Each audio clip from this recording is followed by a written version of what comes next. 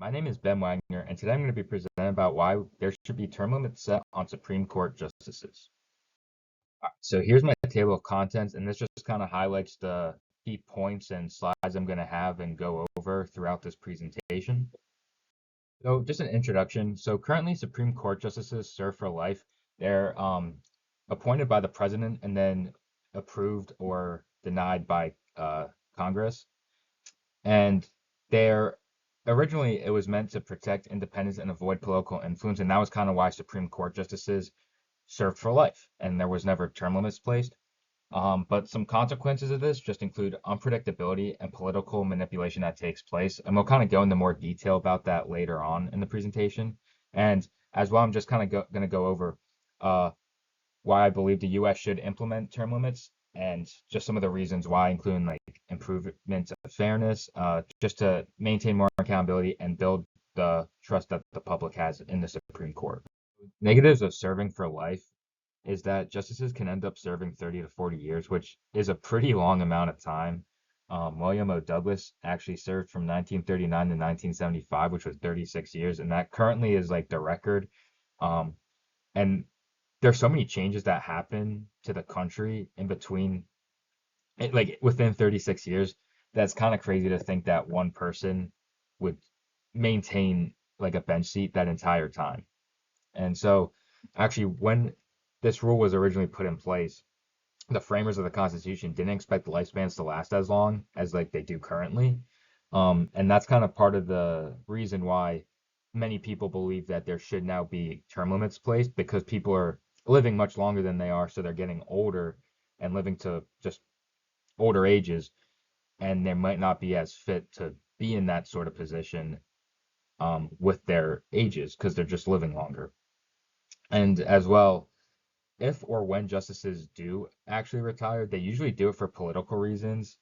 Um, and like political manipulation is the main one. So like there's times where justices will resign or be kind of more pressured or not forced, but kind of heavily persuaded to resign before a president's term ends, just to ensure that someone of that same political party or someone with a similar mindset will remain in power and kind of take their seat.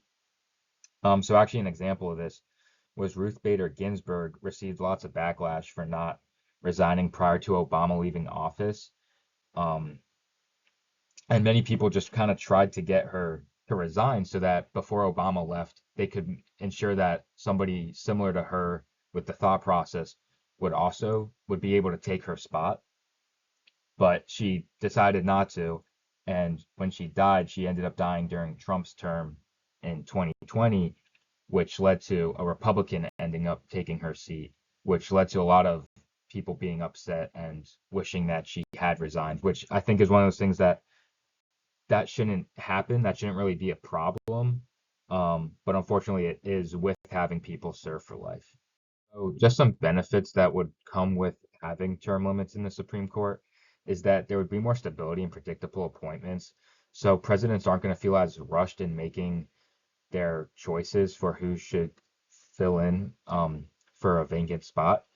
And it just can make the process go a lot more faster and smoother than it can currently, which is just going to decrease the amount of long extended periods of time where there's an empty seat.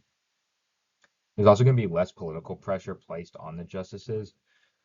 It's pretty common for justices to kind of lean certain ways politically to kind of appease to the current president if they want to have a certain person kind of take their spot when they either resign or do pass away.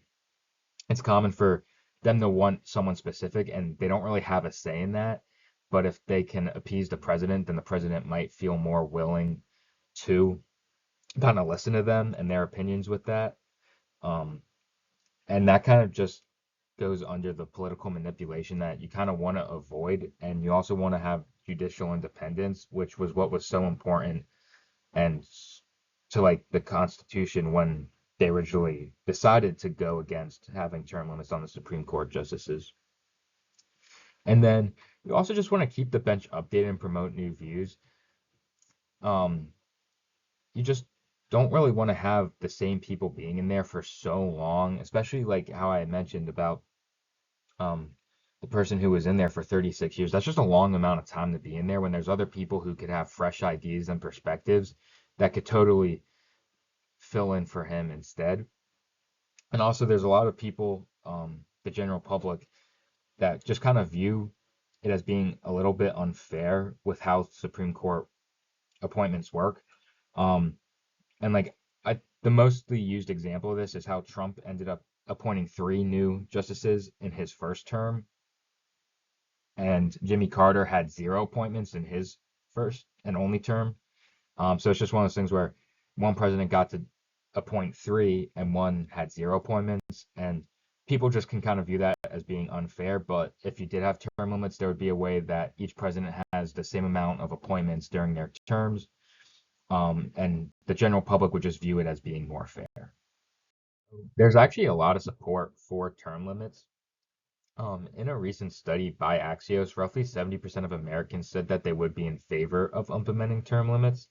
Both Republicans and Democrats also show support. It's not just one of those things where one party's in favor and one's not. Both parties would agree that it would be better off having term limits than not having term limits. And it's believed to be a solution to restore legitimacy in the court, kind of as mentioned, like the public opinion of the Supreme Court has kind of gone down over the years, and this would definitely be a way to kind of restore that trust. Of course, there are concerns that do need to be addressed.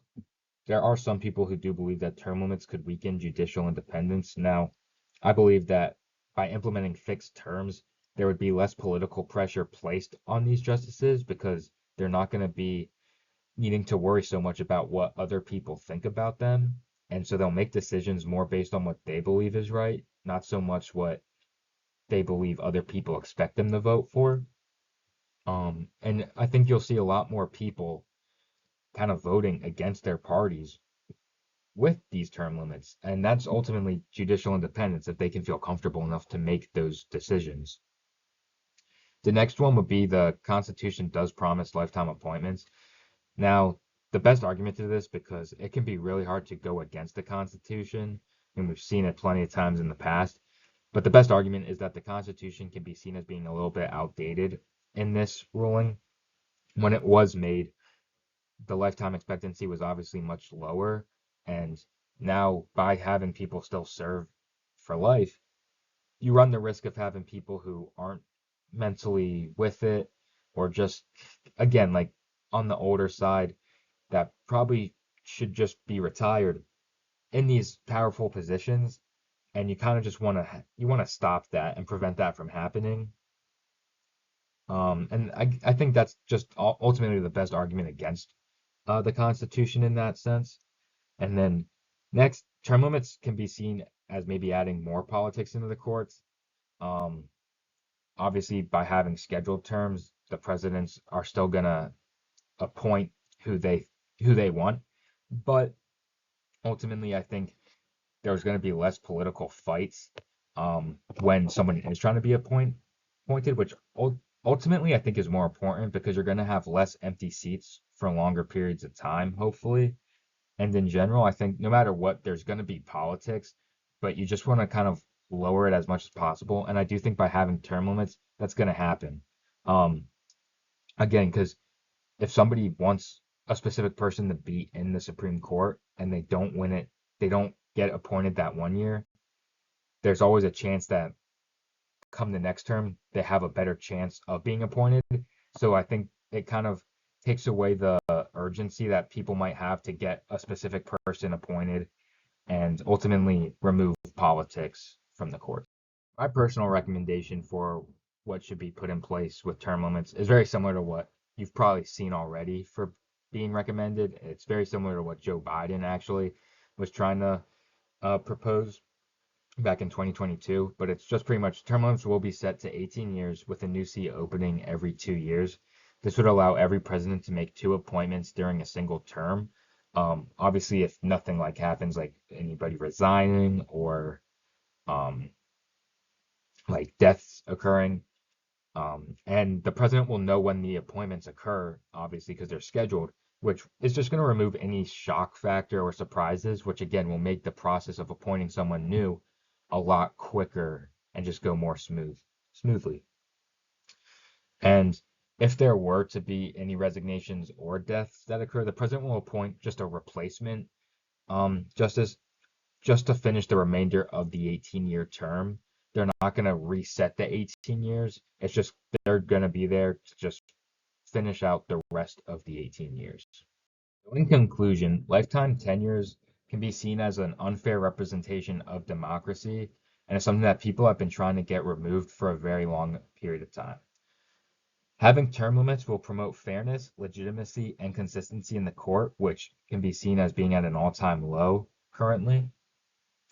You can also preserve justices staying independent while adding more accountability.